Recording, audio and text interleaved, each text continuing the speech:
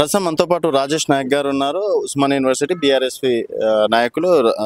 రాజేష్ గారు, అంటే ఈ మధ్య కాలంలో రీసెంట్గా నిన్న మొన్న అనుకుంటాను ఆంధ్రప్రదేశ్ కీలకంగా ఉన్నటువంటి ఒక మంత్రి వాసంశెట్టి గారు బీఆర్ఎస్ పార్టీ గద్దముక్కు పార్టీ అనుకుంటా కొంత కామెంట్ చేయడం అనేది జరిగింది. ఏ విధంగా చూసారు? అంటే మనం రాష్ట్రం తెచ్చుకొని 12 సంవత్సరాలు అవుతున్నా కూడా ఇంకా ఆంధ్రప్రదేశ్ తెలంగాణ ఫీల్ ఉందంటారా? ఇప్పుడు ఇక్కడ తెలంగాణ రాష్ట్రంలో పార్టీలు బతకాలన్నా కేసీఆర్ అనేది తిడతారు. ఇక్కడ ఉన్న నాయకుల యొక్క ఎగ్జిస్టెన్స్ ఉండాలన్నా కేసీఆర్ అనేది తిడుతారు.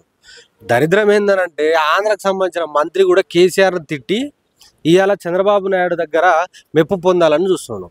ఇదే వాసంశెట్టి సుభాష్ అనేటోడు వాడు రౌడీ షీటర్. వాని దగ్గర దాదాపుగా వాని మీద వందలాది కేసులు ఉన్నాయి. ఒక కేసులో వాడు 15 రోజులు జైలుకు కూడా పోయొచ్చాడు.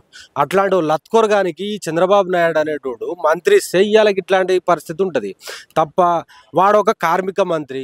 ఆ కార్మిక శాఖలో ఏం నడుస్తుంది, ఆ లేబర్ దుకాణంలో ఏం నడుస్తుంది అనేది కనీసం సోయలేదు వానికి. ఒక లేబర్ కంటే హీనంగా ఒక ఏమంటారు డెకాయిట్ తీసుకున్న లెక్క, లేకపోతే ఒక గంజాయి తీసుకున్న లెక్క చిల్లరగా మాట్లాడు ఏందన్నట్టు.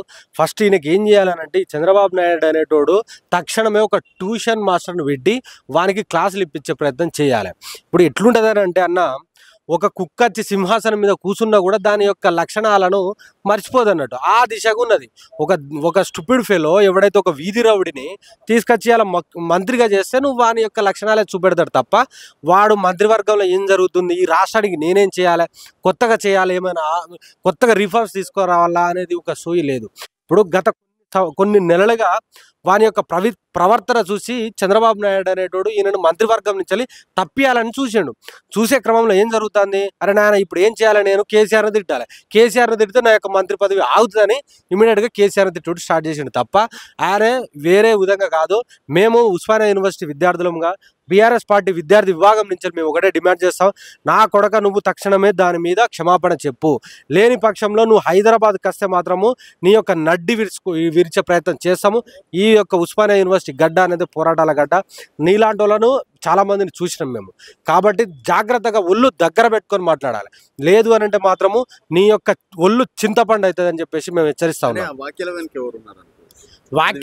కారణమా లేకపోతే పార్టీ పరంగా చూడొచ్చా? వాడు వ్యక్తిగతంగానే వాడికి 2 రాష్ట్రాలలో ఫేమ్ రావాలంటే ఏం చేయాలి, కేసీఆర్ అనేటువంటి తిట్టాలని కాబట్టి ఉద్దేశంలో భాగంగా వాడు ఏదో తిట్టిండు తప్ప ఏదో వేరే విధంగా కాదు. కాబట్టి మేము అంటున్నాం ఏంటంటే తెలంగాణ రాష్ట్రాన్ని సాధించిన నాయకుడు దాదాపు అహర్నిశలు ఇక్కడ ఆమరణ నిరాహార దీక్ష సావును సైతం నోట్లో పెట్టుకొని ఇలా తెలంగాణ రాష్ట్రాన్ని సాధించిన నాయకుడి మీద ఇలాంటి దుష్ప్రచారాలు, ఇలాంటి మాటలు మాట్లాడడం అనేది హేయంగా మేము భావిస్తా ఉన్నాము. ఈ యొక్క వీడు చేసినటువంటి వ్యాఖ్యలను తక్షణమే వెనక్కి తీసుకోవాలి. లేని పక్షంలో మాత్రము హైదరాబాద్లో ఈ యొక్క సుభాష్ అనేటువంటి కార్లు కనబడ్డా వీడు కనబడ్డా మాత్రం మేము అడ్డుకుని తీరుతాము.